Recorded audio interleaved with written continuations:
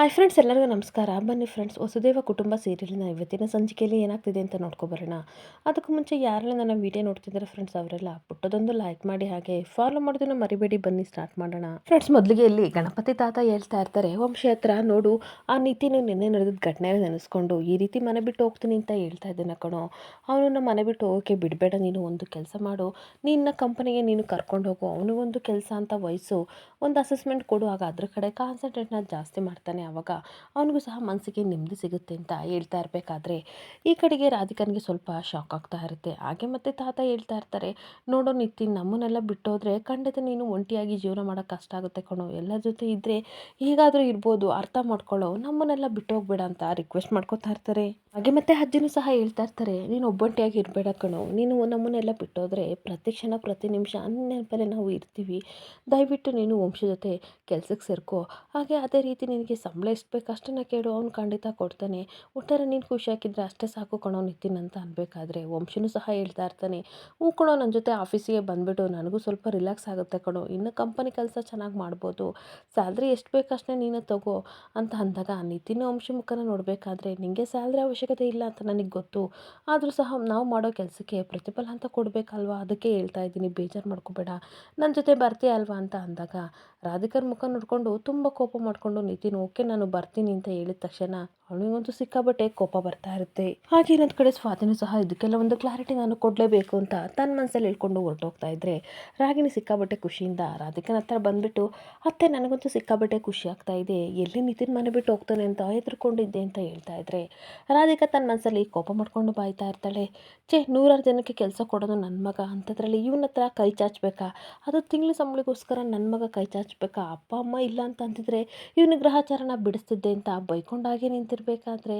ರಾಧಿಕಾ ಕೇಳ್ತಾ ಇರ್ತಾಳೆ, ಅತ್ತೆ ಏನು ಯೋಚನೆ ಮಾಡ್ತಾ ಇದ್ದೀರಾ ಅಂತ ಅಂದಾಗ ಏನಿಲ್ಲ ಅಂತ ಕೋಪ ಮಾಡಿಕೊಂಡು ತನ್ನ ಪಾಟಿಗೆ ತಾನು ರೂಮ್ ಕಡೆ ಹೋಗ್ತಾ ಇದ್ರೆ ರಾಗಿಣಿಗಂತೂ ಸಿಕ್ಕಾಬಟ್ಟೆ ಖುಷಿ ಆಗ್ತಾ ಇರುತ್ತೆ. ಹಾಗೆ ಇನ್ನೊಂದು ಕಡೆ ಪದ್ಮ ಮನೆಗೆ ತರಕಾರಿ ತರ್ತಾ ಇರಬೇಕಾದ್ರೆ ಈ ಕಡೆ ಅಜ್ಜಿ ಕೂತ್ಕೊಂಡು ಬುಕ್ಸ್ನ ಓದ್ತಾ ಇರ್ತಾರೆ. ಹಾಗೆ ಕದ್ದು ಮುಚ್ಚಿ ತರಕಾರಿನ ತಗೊಂಡು ಒಳಗಡೆ ಇಡಕ್ಕೆ ಹೋಗ್ತಾ ಇರಬೇಕಾದ್ರೆ, ನಿಂತ್ಕೋ ಪದ್ಮ, ಎಲ್ಲೋಗಿದ್ದೆ ಅಂತ ಅಜ್ಜಿ ಕೇಳ್ತಿರ್ಬೇಕಾದ್ರೆ ದೇವಸ್ಥಾನಕ್ಕೆ ಹೋಗಿದ್ದೆ ಅಮ್ಮ ಅಂತ ಹೇಳ್ತಾ ಇರ್ತಾಳೆ. ದೇವಸ್ಥಾನಕ್ಕೆ ಹೋದಳು ತರಕಾರಿ ಎಲ್ಲಿಂದ ತಂದೆ ಅಂತ ಅಂದಾಗ, ಬರಬೇಕಾದ್ರೆ ತಂದೆ ಅಂತ ಹೇಳ್ಬೇಕಾದ್ರೆ ಅದು ನನಗೆ ಗೊತ್ತು, ದುಡ್ಡೆಲ್ಲಿಂದ ಬಂತೆ ಅಂತ ಕೇಳಬೇಕಾದ್ರೆ, ಅಯ್ಯೋ ಅತ್ತೆ ನನ್ನ ಹತ್ರ ಸ್ವಲ್ಪ ದುಡ್ಡಿತ್ತು ಅದಕ್ಕಿದ್ರಲ್ಲಿ ನಾನು ತೊಗೊಬಂದೆ ಅಂತ ವಾದ ಮಾಡ್ತಿರ್ಬೇಕಾದ್ರೆ, ಮುಚ್ಚು ಬಾಯ್ನ, ನನ್ನ ಹತ್ರ ನೀನು ಸುಳ್ಳು ಹೇಳಬೇಡ, ನಿಜ ಹೇಳಿ ಎಲ್ಲಿಂದ ತರಕಾರಿ ತಂದೆ ಅಂತ ಅಜ್ಜಿ ವಾರ್ನ್ ಮಾಡ್ತಿರ್ಬೇಕಾದ್ರೆ, ಅದು ಪಕ್ಕದ ಬೀದಿಯಲ್ಲಿ ಅಡುಗೆ ಮಾಡ್ಕೊಡ್ತೀರಾ ಅಂತ ಕೇಳಿದ್ರು, ಅದಕ್ಕೆ ಮಾಡಿಕೊಟ್ಟೆ, ಸ್ವಲ್ಪ ದುಡ್ಡು ಕೊಟ್ಟರು ಅದರಿಂದ ನಾನು ತಂದೆ ಅಂತ ಅಂದಾಗ ಅಜ್ಜಿ ಸಿಕ್ಕಾಬಟ್ಟೆ ಕಣ್ಣೀರಾಗ್ತಾ ಇರ್ತಾಳೆ. ನನ್ನ ಮಗ ನಿನ್ನನ್ನು ರಾಣಿ ಥರ ಇಟ್ಕೊಂಡಿದ್ದ, ಒಂದು ದಿನವೂ ಸಹ ಹೊರಗಡೆ ಕೆಲಸಕ್ಕೆ ಕಳಿಸಿರಲಿಲ್ಲ, ಆದರೆ ಈ ಕಣ್ಣಲ್ಲಿ ಏನೆಲ್ಲ ನೋಡಬೇಕು ನಾನು ಅಂತ ಕಣ್ಣೀರಾಗ್ತಿರ್ಬೇಕಾದ್ರೆ, ಬೇಜಾರು ಮಾಡ್ಕೋಬೇಡಿ ಅತ್ತೆ, ನನ್ನ ಮಕ್ಳ ಕಷ್ಟ ನನ್ನ ಕೈಲಿ ನೋಡೋಕ್ಕಾಗ್ತಾ ಇಲ್ಲ, ಅದಕ್ಕೋಸ್ಕರ ನಾನು ಈ ಕೆಲಸ ಮಾಡಿದೆ, ಸ್ವಲ್ಪನಾದರೂ ಸಹಾಯ ಆಗಲಿ ಅಂತ ಮಾಡಿದೆ. ಏಕೆ ಅಂತಂದರೆ ಅವರಿದ್ದಿದ್ರೆ ಕಣ್ಣಲ್ಲಿ ಕಣ್ಣಿಟ್ಟು ಮಕ್ಕಳನ್ನೆಲ್ಲ ನೋಡ್ಕೋತಾ ಇದ್ರು, ನಾನು ಏನು ಮಾಡಲಿ, ನನ್ನ ಕೈಲಿ ಎಷ್ಟಾಗುತ್ತೋ ಅಷ್ಟು ಮಾಡಬೇಕು ಅಂತ ಡಿಸಿಷನ್ ತೊಗೊಂಡು ಈ ರೀತಿ ಮಾಡಿದೆ ಅತ್ತೆ ಅಂತ ಪದ್ಮ ಕಣ್ಣೀರಾಗ್ತಾ ಇರ್ತಾಳೆ. ಹಾಗೆ ಅಜ್ಜಿ ಹೇಳ್ತಾ ಇರ್ತಾರೆ, ಅದೇನೋ ಸರಿ ಪದ್ಮ, ನಿನ್ನ ಆರೋಗ್ಯ ಬೇರೆ ಸರಿ ಇಲ್ಲ ಅಂಥದ್ರಲ್ಲಿ ಇಂಥ ಕೆಲಸ ಎಲ್ಲ ಮಾಡೋಕ್ಕೆ ಹೋಗ್ತಿದೆಯಲ್ಲೇ ಅಂತ ಅನ್ಬೇಕಾದ್ರೆ, ಏನು ಮಾಡಲಿ, ಏನಾಗಲ್ಲ, ನೀವು ಸಮಾಧಾನ ಮಾಡ್ಕೊಳ್ಳಿ, ಆದರೆ ಈ ವಿಷಯನ ಯಾರಿಗೂ ಹೇಳ್ಬೇಡಿ, ಮಕ್ಕಳೆಲ್ಲ ನೊಂದ್ಕೋತಾರೆ ಅಂತ ಅಂದಾಗ, ಸರಿ ನಾನು ಯಾರಿಗೂ ಹೇಳಲ್ಲ, ಆದರೆ ನೆಕ್ಸ್ಟ್ ಇಂಥ ಕೆಲಸ ಎಲ್ಲ ಮಾಡಬೇಡ ಕಣೆ ಅಂತ ಅಜ್ಜಿ ಕಣ್ಣೀರು ಹಾಕ್ತಿರ್ಬೇಕಾದ್ರೆ ಏನೂ ಮಾತಾಡದೆ ತನ್ನ ಪಡಿ ತಾನು ಪದ್ಮ ಕಣ್ಣೀರು ಹಾಕ್ಕೊಂಡು ಒಳಗಡೆ ಹೋಗ್ತಾ ಇರ್ತಾಳೆ. ಹಾಗೆ ಇನ್ನೊಂದು ಕಡೆ ರಾಧಿಕಾ ರೂಮಲ್ಲಿ ಬಂದು ಕೂತ್ಕೊಂಡು ಯೋಚನೆ ಮಾಡ್ತಿರ್ಬೇಕಾದ್ರೆ ತುಂಬ ಕೋಪ ಮಾಡ್ಕೊಂಡು ರಾಗಿಣಿ ಬರ್ತಾಳೆ. ಅತ್ತೆ ನಿಮಗೆ ಸಮಾಧಾನ ಆಯ್ತಲ್ವಾ ಅಂತ ಅಂದಾಗ, ಯಾಕೆ ಹಿಂಗೆ ಹೇಳ್ತೀಯ ಅಂತ ಅಂದಾಗ, ನಿತಿನ್ ಸಂಜೆ ಯಾವ ರೀತಿ ನಡ್ಕೊಂಡ ನೀವೇ ನೋಡಿದ್ರಲ್ವಾ, ಆಲ್ಮೋಸ್ಟ್ ಅವನು ಮನೆ ಬಿಟ್ಟು ಹೊರಟೋಗಿದ್ದ, ಇನ್ನೇನು ಹೋಗೇ ಬಿಡ್ತಿದ್ದ, ನಮ್ಮ ಕೈಗೆ ತಪ್ತಿದ್ದ, ಅಷ್ಟೊತ್ತಿಗೆ ಹೇಗೋ ಒಂದಾಯಿತು, ಇದಕ್ಕೆಲ್ಲ ಯಾರು ಕಾರಣ ಹೇಳಿ ಅಂತ ಅಂದಾಗ, ನಾನೇನೆ ಅಂತ ರಾಧಿಕಾ ಕೇಳ್ತಿರ್ಬೇಕಾದ್ರೆ, ನೀವಲ್ಲ ಅತ್ತೆ, ಆ ಸ್ವಾತಿ ಕಾರಣ ಅಂತ ಬೈತಾ ಇರ್ತಾಳೆ. ಹಾಗೆ ಅಲ್ಲ ಅತ್ತೆ, ನಮ್ಮ ನಿತಿನ್ಗಂತೂ ಬುದ್ಧಿ ಇಲ್ಲ, ಸ್ವಾತಿನ ಲವ್ ಗಿವ್ ಅಂತ ಲವ್ ಮಾಡ್ತೀನಿ ಅಂತ ಹೋಗ್ತಾ ಇದ್ದ, ಆದರೆ ಈ ಸ್ವಾತಿಗೆ ಗೊತ್ತಿತ್ತು ತಾನೇ ನಮ್ಮ ಸ್ಟೇಟಸ್ ಏನು ಮ್ಯಾಚ್ ಆಗಲ್ಲ ಅಂತ ಅಂದಮೇಲೆ ನಿತಿನ್ನ ಬಿಡಬೇಕಿತ್ತು ಅಲ್ವಾ ಅಂತ ಬೈತಿರ್ಬೇಕಾದ್ರೆ, ಈಗ ಏನಾಯ್ತು ಅಂತ ಕೇಳ್ತಾ ಇರ್ತಾಳೆ. ಅಲ್ಲ ಅಂಥವಳಿಗೋಗಿ ನೀವು ವಂಶ ಜೊತೆ ಮದುವೆ ಮಾಡಿಸಿದಿರಲ್ಲ, ನಮ್ಮ ಶತ್ರು ಅವಳು, ಇಂಥ ಅರಮನೆಗೆ ಬಂದು ಅವಳು ರಾಣಿ ಥರ ಮೆರೀತಿದ್ದಾಳ, ನನ್ನ ಕೈಲಿ ನೋಡೋಕ್ಕಾಗ್ತಿಲ್ಲ, ನಮ್ಮ ಶತ್ರುಗೆ ಇಂಥ ಒಳ್ಳೆ ಸುಖನ ನೀವು ಕೊಟ್ಬಿಟ್ರಲ್ಲ ಅತ್ತೆ ಅಂತ ರಾಧಿಕನ್ನ ರಾಗಿಣಿ ಬೈತಾ ಇರ್ತಾಳೆ. ನೋಡು ನೋಡು ರಾಗಿಣಿ, ಯಾರನ್ನಾರ ಮದುವೆ ಆಗಲಿ, ನನಗೆ ಅದೆಲ್ಲ ಬೇಕಾಗಿಲ್ಲ. ಒಟ್ಟಾರೆ ನನ್ನ ಮಗ ಚೆನ್ನಾಗಿರಬೇಕು. ಆದರೆ ನನಗೆ ಈ ರೀತಿ ಅವನು ಕಷ್ಟದಲ್ಲಿರೋದನ್ನು ನೋಡೋಕ್ಕಾಗ್ತಿಲ್ಲ ಕಣೆ ಅಂತ ಅನ್ಬೇಕಾದ್ರೆ, ನಾವು ಯಾವ ರೀತಿ ಒದ್ದಾಡ್ತೀವೋ ಅದೇ ರೀತಿ ಆ ಸ್ವಾತಿನೂ ಸಹ ಒದ್ದಾಡಬೇಕು. ನಾನು ನಿತಿನ್ ಹಾಗೆ ನೀವು ಎಷ್ಟು ಕಷ್ಟಪಡ್ತಿದ್ವಿ ಅದೇ ರೀತಿ ಅವಳು ಸಹ ಕಷ್ಟಪಡಬೇಕು. ವಿಲ ಅಂತ ಒದ್ದಾಡಬೇಕು. ನಮ್ಮ ಶತ್ರುನ ಸುಖವಾಗಿರುವುದಕ್ಕೆ ನಾವು ಬಿಡಬಾರ್ದು ಅತ್ತೆ ಅಂತ ಹೇಳ್ತಾ ಇರ್ತಾಳೆ. ಹಾಗೆ ನಿತಿನ್ ಹೊರಗಡೆ ಬಂದ್ಬಿಟ್ಟು ಕಾರ್ ಪಾರ್ಕಿಂಗ್ ಹತ್ರ ನಿಂತ್ಕೊಂಡು ಒಬ್ಬೊಬ್ಬನೇ ಯೋಚನೆ ಮಾಡ್ತಾ ಇರಬೇಕಾದ್ರೆ ಅಷ್ಟೊತ್ತಿಗೆ ಸ್ವಾತಿ ಬರ್ತಾಳೆ. ನಿತಿನ್ ಅವರೇ ಅಂತ ಅಂದಾಗ ಅವನಿಗೆ ಸ್ವಲ್ಪ ಶಾಕ್ ಆಗ್ತಾ ಇರುತ್ತೆ. ಅಲ್ಲ, ಏನಾಗಿದೆ ನಿಮಗೆ? ನಾವು ಅಂದ್ಕೊಂಡಂಗೆಲ್ಲ ಜೀವನ ಮಾಡೋಕ್ಕಾಗಲ್ಲ. ಜೀವನ ಯಾವ ರೀತಿ ಬರುತ್ತೋ ನಾವು ಅದನ್ನು ಸಾಗಿಸ್ಕೊಂಡು ಹೋಗ್ಬೇಕಲ್ವಾ? ಹಳೆದನ್ನೆಲ್ಲ ಮರೆತು ಮುಂದೆ ದಾರಿ ಏನಿದೆ ಅಂತ ನೋಡ್ಬೇಕಲ್ವಾ ನಿತಿನ್ ಅವರೇ ಅಂತ ಹೇಳ್ತಾ ಇದ್ರೆ, ಏನು ಮಾತಾಡದೆ ಹಾಗೆ ನಿತಿನು ಅವಳ ಮುಖನ ಹಾಗೆ ನಿತಿನ್ ಹೇಳ್ತಾ ಇರ್ತಾನೆ. ಅದೇನು ಹೇಳ್ಬೇಕು ಅಂತ ಬಂದಿದ್ದೀರೋ ಅದನ್ನು ಸ್ಪಷ್ಟವಾಗಿ ಹೇಳಿ ಸ್ವಾತಿ ಅವರೇ ಅಂತ ಅನ್ಬೇಕಾದ್ರೆ, ಇನ್ನು ಏನಂತ ಹೇಳಿ, ನಾನು ನನ್ನ ಜೀವನ ಹಾಳು ಮಾಡಿಕೊಂಡು ಹಾಗೆ ನನ್ನ ಜೊತೆಗಿರೋ ಜೀವನನೂ ಸಹ ಹಾಳು ಮಾಡೋಕ್ಕೆ ನನ್ನ ಕೈಲಿ ಆಗಲ್ಲ. ಅಷ್ಟು ಸ್ವಾರ್ಥಿ ನಾನಲ್ಲ. ಸಾಯ್ತಿನೋ ಹೊರತು ಅಂಥ ಕೆಲಸನ ಖಂಡಿತ ನಾನು ಕಣ್ರಿ. ದಯವಿಟ್ಟು ಹಳೆದನ್ನೆಲ್ಲ ಮರೆತುಬಿಟ್ಟು ಹೊಸ ಜೀವನನ ಮಾಡೋದನ್ನು ಕಲ್ತ್ಕೊಳ್ಳಿ ಅಂತಂದಾಗ, ನಾನೇನೋ ಹಳೆದನ್ನೆಲ್ಲ ಮರೆತು ಹೊಸ ಜೀವನನ ಸ್ಟಾರ್ಟ್ ಮಾಡಬೇಕು ಅಂತ ಅಂದ್ಕೊಂಡಿದ್ದೀನಿ ಕಣ್ರಿ. ಆದರೆ ಇದೇನಿದು ಅಂತ ಲೆಟರ್ನ ತೋರಿಸ್ತಾ ಇರ್ತಾನೆ. ಲೆಟರ್ನ ನೋಡಿಬಿಟ್ಟು ಇದನ್ನು ನಾನು ಬೇಡ ಅಂತ ಹೇಳ್ತಾ ಇರೋದು. ನೋಡಿ ನಿತಿನ್ ಅವರೇ, ನನ್ನ ಪ್ರೀತಿನ ನನಗೆ ಉಳಿಸ್ಕೊಳ್ಳೋಕ್ಕಾಗಲಿಲ್ಲ. ಅದ್ರ ಪಾಶ್ಚಾತ್ತಾಪ ನನಗೆ ತುಂಬಾ ಇದೆ. ಆದರೆ ಇವಾಗ ನಂಬಿಕೆನೂ ಕಳ್ಕೊಳ್ಳೋಕ್ಕೆ ನಾನು ರೆಡಿಯಾಗಿಲ್ಲ ಅಂತ ಆ ಲೆಟರ್ನ ಹರಿದು ಎಸಿತಾ ಇದ್ರೆ, ಇವನಿಗೇನು ಗೊತ್ತಾಗದೆ ಕನ್ಫ್ಯೂಸ್ ಆಗಿ ಹಾಗೆ ನಿಂತ್ಕೊಬಿಡ್ತಾನೆ. ಹಾಗೆ ಮತ್ತೆ ಸ್ವಾತಿ ಹೇಳ್ತಾ ಇರ್ತಾಳೆ, ನಿಮ್ಮ ಜೊತೆ ನಿಷ್ಠುರವಾಗಿ ನಡ್ಕೊಳ್ಳೋಕ್ಕೆ ನನ್ನ ಕೈಲಿ ಆಗಲ್ಲ. ದಯವಿಟ್ಟು ಅರ್ಥ ಮಾಡ್ಕೊಂಡಿದ್ದೀರಾ ಅಂತ ಅಂತೀನಿ ಅಂತ ಅಂದ್ಬಿಟ್ಟು ಹೊರಟು ಹೋಗ್ತಾ ಇರಬೇಕಾದ್ರೆ ನಿತಿನ್ಗೆ ಅನುಮಾನ ಬರ್ತಾ ಇರುತ್ತೆ. ಅಲ್ಲ, ಈ ಲೆಟರ್ನ ಸ್ವಾತಿ ಬರ್ದಿಲ್ಲ ಅಂತ ಅಂದರೆ ನಮ್ಮಿಬ್ಬರ ನಡುವೆ ಅಂಡರ್ಸ್ಟ್ಯಾಂಡಿಂಗ್ನ ಕಿತ್ತಾಕಬೇಕು ಅಂತ ಯಾರೋ ಈ ಕೆಲಸ ಮಾಡಿದ್ದಾರೆ, ಅವ್ರಿಗೆ ಅಂತ ಲಾಭ ಇದೆ ಅಂತ ಯೋಚನೆ ಮಾಡ್ತಾ ಇರ್ತಾರೆ. ಹಾಗೆ ಕೆಲಸನ ರಾಗಿಣಿ ಏನಾದರೂ ಮಾಡಿದಾಳ ಅಂತ ನಿತಿನ್ ಯೋಚನೆ ಮಾಡ್ತಾ ಇರಬೇಕಾದ್ರೆ ಮತ್ತೆ ವಾಪಸ್ಸು ಈ ಕಡೆ ಸ್ವಾತಿ ಬರ್ತಾಳೆ. ಬಂದ್ಬಿಟ್ಟು, ನೋಡಿ ನಿತಿನ್ ಅವರೇ, ಕೆಲವೊಮ್ಮೆ ಆ ದೇವರು ನಾವು ಇಷ್ಟಪಟ್ಟವ್ರನ್ನ ನಮಗೆ ಖಂಡಿತ ಕೊಡಲ್ಲ. ಆದರೆ ಖಂಡಿತ ನಿಮ್ಮ ಲೈಫಲ್ಲಿ ಒಳ್ಳೆ ಹುಡುಗಿ ಸಿಗ್ತಾಳೆ. ಸಿಗ್ಬೇಕನ್ನೋದೇ ನನ್ನ ಆಸೆ. ಖಂಡಿತ ನಿಮಗೆ ಒಳ್ಳೆ ಹುಡುಗಿ ಸಿಗ್ತಾಳೆ ಅಂತ ಹೇಳಿ ಹೊರಟು ಹೋಗ್ತಿರ್ಬೇಕಾದ್ರೆ ನಿತಿನ್ ಏನು ಮಾತಾಡದೆ ತಾನು ಪಾಡಿಗೆ ತಾನು ಅವಳನ್ನೇ ನೋಡ್ತಾ ಇರ್ತಾನೆ. ಹಾಗೇನೊಂದು ಕಡೆ ಮೇಘ ನಿತಿನ್ಗೆ ಕಾಲ್ ಮಾಡ್ತಿರ್ಬೇಕಾದ್ರೆ, ಹೇಳಿ ಮೇಘ ಅವ್ರೆ ಅಂತ ಅನ್ಬೇಕಾದ್ರೆ, ಆರ್ ಯು ಆಲ್ ರೈಟ್ ಅಂತ ಕೇಳ್ತಿರ್ಬೇಕಾದ್ರೆ, ಏನಂತ ಹೇಳಿ, ನನ್ನಂಥ ಪಾಪಿ ನರಕಲ್ಲಿ ಇದ್ದ ರೀತಿ ಫೀಲ್ ಆಗ್ತಾ ಇದೆ, ಅಲ್ಲಿದ್ರೇನು ಬಿಟ್ರೇನು ಅಂತ ಅನ್ಬೇಕಾದ್ರೆ, ಯಾಕ್ರೆ ಈ ರೀತಿ ತುಂಬ ಫೀಲ್ ಮಾಡ್ಕೊಂಡು ಮಾತಾಡ್ತಿದ್ದೀರಾ? ಬೇಜಾರು ಮಾಡ್ಕೋಬೇಡಿ, ಸಮಾಧಾನ ಮಾಡ್ಕೊಳ್ಳಿ. ನಿನ್ನೆ ರಾತ್ರಿಯಿಂದ ನನಗೆ ನಿಮ್ಮದೇ ಚಿಂತೆ ಆಗಿತ್ತು. ಏನೋ ನಿಮಗೆ ತೊಂದರೆ ಆಗಿದೆ ಅಂತ ನನ್ನ ಮನಸ್ಸು ಹೇಳ್ತಾ ಇತ್ತು. ಅದಕ್ಕೋಸ್ಕರ ನಾನು ಕಾಲ್ ಮಾಡಿದೆ ಅಂತ ಹೇಳ್ತಾ ಇರ್ತಾಳೆ. ಆಗ ನಿತಿನ್ ಹೇಳ್ತಾ ಇರ್ತಾನೆ, ನನ್ನ ಜೀವನ ಒಂದು ಹೋರಾಟ ಇದ್ದಂಗೆ ನನಗೆ ನಾನೇ ಹೋರಾಟ ಮಾಡ್ಕೋತಾ ಇದ್ದೀನಿ. ಆದರೆ ಯಾವತ್ತು ಮುಕ್ತಿ ಸಿಗುತ್ತೋ ನನಗೆ ಗೊತ್ತಿಲ್ಲ ಅಂತ ಅನ್ಬೇಕಾದ್ರೆ, ಟೈಮ್ ಅನ್ನೋದೊಂದು ಖಂಡಿತ ನಿಮ್ಮನ್ನು ಹೀಲ್ ಮಾಡೇ ಮಾಡುತ್ತೆ. ಖಂಡಿತ ಎಲ್ಲ ಒಳ್ಳೇದಾಗುತ್ತೆ. ನೋಡ್ತಾ ಇರಿ, ಸಮಾಧಾನ ಮಾಡ್ಕೊಳ್ಳಿ ಅಂತ ಮೇಘ ಸಾಂತ್ವನ ಹೇಳ್ತಾ ಇರ್ತಾಳೆ. ಹಾಗೆ ಇನ್ನೊಂದು ಕಡೆ ಪದ್ಮ ಎಲ್ಲರೂ ರವೆ ಉಂಡೆ ಮಾಡಿ, ಬನ್ನಿ ಬೇಗ ಬಾರೆ, ಗೀತಾ ಬಾರೆ, ಬನ್ನಿ ಬೇಗ ಎಲ್ಲರೂ ರವೆ ಉಂಡೆ ತಿನ್ನಿ ಅಂತ ಕರಿತಿರ್ಬೇಕಾದ್ರೆ ಎಲ್ಲರೂ ಖುಷಿಯಿಂದ ರವೆ ಉಂಡೆ ಇಸ್ಕೊತಾ ಇದ್ರೆ, ಈ ಕಡೆ ಗೀತನಿಗೆ ಅನುಮಾನ ಬರ್ತಾ ಇರುತ್ತೆ.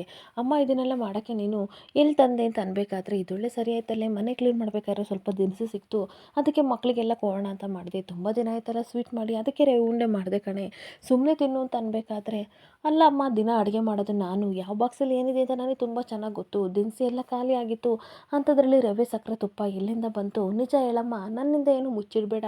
ಇದನ್ನೆಲ್ಲ ಸ್ವಾತಿ ಮನೆಯವರಿಂದ ಬಂದಿಲ್ಲ ತಾನೆ ಅಂತ ಅಂದಾಗ, ಚೇಚೆ ಆಗಿಲ್ಲ, ಏನಿಲ್ಲ ಕಣೆ, ಸ್ವಲ್ಪ ಸಿಕ್ತು ಅದಕ್ಕೆ ಮಾಡಿದೆ ಅಂತ ಈ ಕಡೆ ಪದ್ಮ ವಾದ ಮಾಡ್ತಾ ಇದ್ರೆ, ಗೀತನೂ ಸಹ ಹೇಳ್ತಾ ಇರ್ತಾಳೆ, ನನ್ನಿಂದ ಏನು ವಿಷಯ ಮುಚ್ಚಿಟ್ಟಿದೆ ಅಂತ ಅನ್ಸುತ್ತೆ ಅಮ್ಮ, ನಿಜ ಹೇಳು, ಈ ರವೆ, ಸಕ್ಕರೆ, ತುಪ್ಪ ಎಲ್ಲಿಂದ ಬಂತು ಅಂತ ಕೇಳ್ತಾ ಇರಬೇಕಾದ್ರೆ, ಯಾಕ್ರೆ ಎಲ್ಲರೂ ಈ ರೀತಿ ಪ್ರಶ್ನೆ ಮಾಡ್ತಿದ್ದೀರಾ? ನಿಮ್ಮಮ್ಮ ಎಲ್ಲಿಂದ ತಂದ್ಲು ಅಂತ ನಾನು ಹೇಳ್ತೀನಿ ಅಂತ ಅಜ್ಜಿ ಹೇಳ್ತಾ ಇರ್ತಾರೆ. ನಿಮ್ಮಮ್ಮ ಬೇರೆಯವ್ರ ಮನೇಲಿ ಅಡುಗೆ ಕೆಲಸ ಮಾಡಿ ಈ ಸಾಮಾನೆಲ್ಲ ತಂದ್ಲು ಅಂತ ಅಂದಾಗ ಅವರಿಗೆಲ್ಲ ಸಿಕ್ಕಾಬಟ್ಟೆ ಶಾಕ್ ಆಗ್ತಿರುತ್ತೆ. ಜೊತೆಗೆ ಕಣ್ಣೀರು ಹಾಕೊಂಡು, ಅಮ್ಮ ಏನಮ್ಮ ಇಂಥ ಕೆಲಸ ಮಾಡಿದೆ ಅಂತ ಅಂದಾಗ, ನಾನೇನು, ನಿಮ್ಮಪ್ಪ ಇದ್ದಿದ್ರೆ ನಿಮ್ಮನ್ನೆಲ್ಲ ಸುಖವಾಗಿ ಇಟ್ಕೋತಿದ್ರು ಅಲ್ವೇನೆ, ನನ್ನ ಕೈಲಿ ಆಗಿದ್ದ ಸಹಾಯನ ನಾನು ಮಾಡಿದ್ದೀನಿ ಅಂತ ಅಂದಾಗ, ಅಷ್ಟೊತ್ತಿಗೆ ಈ ಕಡೆ ಮೇಘ ಹೇಳ್ತಾ ಇರ್ತಾಳೆ, ನಾನು ಪಾರ್ಟ್ ಟೈಮ್ ಜಾಬ್ ಅಥವಾ ಮಕ್ಕಳು ಟ್ಯೂಷನ್ ಏನೋ ಒಂದು ಹೇಳ್ಕೊಟ್ಟು ನನ್ನ ಜೀವನನ ಮಾಡ್ತೀನಮ್ಮ, ದಯವಿಟ್ಟು ಬೇಜಾರು ಮಾಡ್ಕೋಬೇಡ ಅಂತ ಅಂದಾಗ, ನೀವೆಲ್ಲ ನೊಂದ್ಕೋಬೇಡಿ ಕಣ್ರೆ, ನನ್ನ ಕೈಲಿ ಆಗಿದೆ ನಾನು ಮಾಡಿದ್ದೀನಿ ಅಂತ ಈ ಕಡೆ ಪದ್ಮ ಕಣ್ಣೀರು ಹಾಕ್ತಾ ಇದ್ರೆ, ಕುಮಾರ ಬೈತಾ ಇರ್ತಾನೆ, ಈ ಮನೆ ಅಳಿಯನಾಗಿ ನಾನು ಏನು ಮಾಡೋಕ್ಕಾಗಲಿಲ್ವಲ್ಲತ್ತೆ, ನನ್ನ ಮೇಲೆ ನನಗೆ ತುಂಬ ಜಿಗುಪ್ಸೆ ಬಂದಿದೆ ಅಂತ ಅವನು ಸಹ ಕಣ್ಣೀರು ಹಾಕ್ಕೊಂಡು, ಏನಾದರೂ ಮಾಡಿ ನಾನು ಕೆಲಸಕ್ಕೆ ಹೋಗಲೇಬೇಕು, ನಮ್ಮನೆ ಕಷ್ಟ ಎಲ್ಲ ಬಗೆಹರಿಸಲೇಬೇಕು ಅಂತ ಯೋಚನೆ ಮಾಡ್ತಾ ಇರ್ತಾನೆ.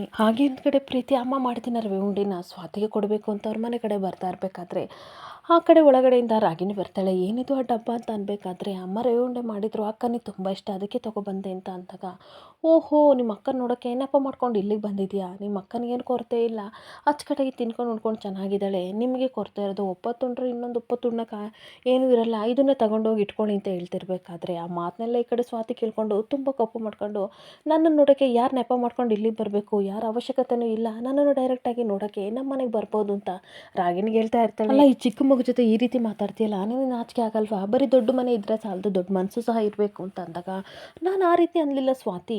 ಮದುವೆದಾಗಿಂದ ನೀನು ನೋಡಿಲ್ವಲ್ಲ, ಅದಕ್ಕೆ ಈ ರೀತಿ ಬಂದಿದ್ದಾಳೆ ಅಂತ ಅಂದೆ ಅಷ್ಟೇ ಅಂತ ಅಂದಾಗ, ಪ್ರತಿಪುಟ ಏನು ತಂದಿದ್ದೀಯ ಅಂತ ಕೇಳ್ತಾ ಇರ್ತಾಳೆ. ಅಮ್ಮ ಮಾಡಿದ್ರು ರವೆ ಉಂಡೆ ನಿಮಗಿಷ್ಟ ಅಂತ ತಂದಿದ್ದೀನಿ ಅಕ್ಕ ಅಂತ ಅಂದಾಗ, ಆ ಬಾಕ್ಸ್ನ ಓಪನ್ ಮಾಡಿ ಒಂದು ರವೆ ಉಂಡೆ ತೊಗೊಂಡು ತಿನ್ನಕ್ಕೆ ಅಂತ ಖುಷಿಯಿಂದ ಹೋಗ್ತಿರ್ಬೇಕಾದ್ರೆ, ಆ ಕಡೆಯಿಂದ ಗೀತಾ ತುಂಬ ಕೋಪ ಮಾಡ್ಕೊಬಿಟ್ಟು ಬಂದು ಆ ರವೆ ಉಂಡೆನ ಬಿಡಿಸ್ಬಿಡ್ತಾಳೆ. ಯಾರು ನಿನ್ನ ಥರ ಕೇಳಿದ್ದು, ಇವಳಿಗೆ ಯಾಕೆ ತಂದೆ ಅಂತ ಅನ್ಬೇಕಾದ್ರೆ, ಪ್ರೀತಿ ಹೇಳ್ತಾ ಇರ್ತಾಳೆ, ಅಮ್ಮ ಮಾಡಿದ್ದು ರವೆ ಉಂಡೆ ಇಷ್ಟ ಅಲ್ವಾ, ಅದಕ್ಕೆ ಅಕ್ಕನಿಗೆ ತೊಗೊಬಂದೆ ಅಕ್ಕ ಅಂತ ಅನ್ಬೇಕಾದ್ರೆ, ಮುಚ್ಚೆ ಬಾಯ ಹುಷಾರಿಲ್ಲ ಅಂತ ಸುಮ್ಮನೆ ಬಿಟ್ಟಿದ್ದೀನಿ, ಇಲ್ಲ ಅಂತಂದರೆ ತೆಗ್ದೆರಡು ಬಿಡ್ತಾ ಇದ್ದೆ. ಆವಾಗ ನಮ್ಮ ಸ್ವಾತಿ ಆಗಿದ್ಲು, ಆವಾಗ ಇಷ್ಟಪಡ್ತಿದ್ಲು, ಇವಾಗ ಅಮ್ಮನ ರವೆ ಉಂಡೆ ಅದು ಇದು ಇವಳಿಗೆಲ್ಲ ಬೇಕಾಗಿಲ್ಲ ಕಣೆ, ಇವಳು ದೊಡ್ಡ ಶ್ರೀಮಂತಿಕೆ, ಇವಳ ಹತ್ರ ಯಾಕೆ ಬಂದಿದೆಯಾ ಬಾರಿ ಅಂತ ಪ್ರೀತಿನ ಬೈಕೊಂಡು ಹೇಳ್ಕೊಂಡು ಹೋಗ್ತಾ ಇದ್ರೆ, ಈ ಕಡೆ ಸ್ವಾತಿ ಕಣ್ಣೀರು ಹಾಕೊಂಡು ನಿಂತಿರ್ತಾಳೆ. ಈ ಕಡೆ ಸ್ವಾತಿ ಕಣ್ಣೀರು ಸಿಕ್ಕಾಪಟ್ಟೆ ಖುಷಿ ಪಡ್ತಾ ಇರ್ತಾಳೆ. ಬಿದ್ದಿರೋ ರವೆ ಉಂಡೆನ ಪ್ರೀತಿಯಿಂದ ತೊಗೊಂಡು ಅದನ್ನು ಒರೆಸ್ಕೊಂಡು ಕಣ್ಣೀರು ಹಾಕೊಂಡು ಸ್ವಾತಿ ಒಳಗಡೆ ಹೋಗ್ತಾ ಇದ್ರೆ, ರಾಗಿಣಿ ತನ್ನ ಮನಸ್ಸಲ್ಲಿ ಹೇಳ್ಕೊತಾ ಇರ್ತಾಳೆ, ಕುರಿ ತಾನಾಗೆ ಹಳ್ಳಕ್ಕೆ ಬಿದ್ದುಬಿಡ್ತು, ಹೇಗಿದ್ರು ಗೀತನಿಗೆ ಸ್ವಾತಿ ಕಂಡ್ರೆ ಆಗಲ್ಲ, ಇದನ್ನು ನಾನು ಉಪಯೋಗಿಸ್ಕೊಂಡು ಅವ್ರನ್ನ ಬಕ್ರ ಮಾಡಲೇಬೇಕು ಅಂತ ಯೋಚನೆ ಮಾಡ್ತಾ ಇರ್ತಾಳೆ. ಇನ್ನೊಂದು ಕಡೆ ತರಕಾರಿ ತರಕ್ಕೆ ಅಂತ ಗೀತಾ ಹೊರಗಡೆ ಹೋಗ್ತಾ ಇರಬೇಕಾದ್ರೆ, ಅವ್ರ ಮನೆ ಮುಂದೆ ನಿಂತ್ಕೊಂಡು ಸಡನ್ನಾಗಿ ರಾಗಿಣಿ ಕಾಣ್ತಾಳೆ. ಇದೇ ನಿಂದು ಅಂತ ಆಶ್ಚರ್ಯದಿಂದ ಗೀತಾ ನೋಡ್ತಿರ್ಬೇಕಾದ್ರೆ, ಅಯ್ಯೋ ನಿಮಗೆ ಇಂಥ ಪರಿಸ್ಥಿತಿ ಬರಬಾರ್ದಿತ್ತು, ಸ್ವಾತಿ ಇಷ್ಟು ದೊಡ್ಡ ಅನ್ಯಾಯ ಮಾಡ್ತಾರೆ ಅಂತ ನಾನು ಅಂದ್ಕೊಂಡಿರಲಿಲ್ಲ, ಯಾವಾಗಲೂ ನ್ಯಾಯ ನೀತಿ ಅಂತ ಹೋರಾಡ್ತಿದ್ದಳು, ಇಂತೂ ದೊಡ್ಡ ಮೋಸ ಮಾಡಿಬಿಟ್ಲು, ಇಷ್ಟು ದೊಡ್ಡ ಮೋಸ ಮಾಡಿಬಿಟ್ಲು ಅಲ್ವಾ ಗೀತಾ ಅಂತ ಹೇಳ್ತಿರ್ಬೇಕಾದ್ರೆ, ಅವಳಿಗೆ ಮತ್ತಷ್ಟು ಕೋಪ ಜಾಸ್ತಿ ಆಗ್ತಾ ಇರುತ್ತೆ. ಆಕೆ ಮತ್ತೆ ಹೇಳ್ತಾ ಇರ್ತಾಳೆ, ಇಂಥ ಕೆಲಸ ಮಾಡೋಕ್ಕೆ ಇವಳೇ ಆಗಬೇಕಾ, ನಾನೇನಾದರೂ ಕೆಲಸ ಮಾಡಿದರೆ ನಮ್ಮಪ್ಪ ನನ್ನನ್ನು ಕೊಂದಾಗ್ತಿದ್ರು, ಆದರೆ ನೋಡಿ ಸಂಸ್ಕಾರನೆಲ್ಲ ಬಿಟ್ಟು ಎಂಥ ಕೆಲಸ ಮಾಡಿದಾಳೆ ಸ್ವಾತಿ, ಇವಳನ್ನ ಹೆಂಗೆ ಕ್ಷಮಿಸ್ತೀಯ ಅಂತ ಕೇಳ್ತಾ ಇರಬೇಕಾದ್ರೆ, ಸಿಕ್ಕಾಬಟ್ಟೆ ಕೋಪ ಮಾಡ್ಕೊಂಡು ಗೀತಾ ಬೈತಾ ಇರ್ತಾಳೆ. ಏನೇ ನಮ್ಮ ಸ್ವಾತಿ ಬಗ್ಗೆ ನೀನು ಹೇಳೋದು, ನನ್ನ ತಂಗಿ ಏನು ಅಂತ ನನಗೆ ತುಂಬ ಚೆನ್ನಾಗಿ ಗೊತ್ತು, ಅವಳು ಹೇಳ್ದಲೇ ಕೇಳ್ದಾಳೆ ಮದುವೆ ಆಗಿದ್ದಾಳೆ ಅನ್ನೋದು ಬಿಟ್ಟರೆ ಇನ್ಯಾವ ತಪ್ಪನ್ನು ಸಹ ಅವಳು ಮಾಡಿಲ್ಲ, ಅದರಲ್ಲೂ ಸಂಸ್ಕಾರದ ಬಗ್ಗೆ ಮಾತಾಡ್ತಿದ್ಯಲ್ಲ, ನಾಚಿಕೆ ಆಗಲ್ವಾ, ಆ ವರ್ಡು ನಿನ್ನ ಬಾಯಲ್ಲೇ ಬರಬಾರ್ದು ಕಣೆ, ಮೊದಲು ನಿಮ್ಮಪ್ಪ ಎಂತೆಂಥ ಕೆಲಸ ಮಾಡಿದ್ದೇನೆ ಅಂತ ಲಿಸ್ಟ್ ಮಾಡ್ಕೊ, ಆಮೇಲೆ ಇನ್ನೊಬ್ಬರ ಬಗ್ಗೆ ಮಾತಾಡಿವಂತೆ, ಬಿಡೆ ಸೈಡ್ ಜಾಗ ಅಂತ ಅನ್ಬೇಕಾದ್ರೆ ವಾಟ್ ಅಂತ ಜೋರಾಗಿ ಕಿರ್ಚಾಡ್ತಾ ಇರ್ತಾಳೆ. ಬಿಡಲೆ ಸೈಡಿಗೆ ಜಾಗ ಅಂತ ಹೇಳ್ಬಿಟ್ಟು ತಾನು ಪಾಡಿ ತಾನು ಗೀತಾ ಕೋಪದಿಂದ ಹೋಗ್ತಾ ಇದ್ರೆ, ಇವಳಿಗಂತೂ ಸಿಕ್ಕಾಬಟ್ಟೆ ಕೋಪ ಬರ್ತಾ ಇರುತ್ತೆ. ಹಾಗೆ ಇನ್ನೊಂದು ಕಡೆ ಪದ್ಮ ಮನೇಲಿ ಅಡುಗೆ ಮಾಡ್ತಿರ್ಬೇಕಾದ್ರೆ ಸರಸತ್ತು ಅಂತ ಅಂದಾಗ, ಮೇಘ ಅಮ್ಮ ಕೂತ್ಕೊಬಾ ಸ್ವಲ್ಪ ಅಂತ ಹೇಳ್ತಾ ಇರ್ತಾಳೆ.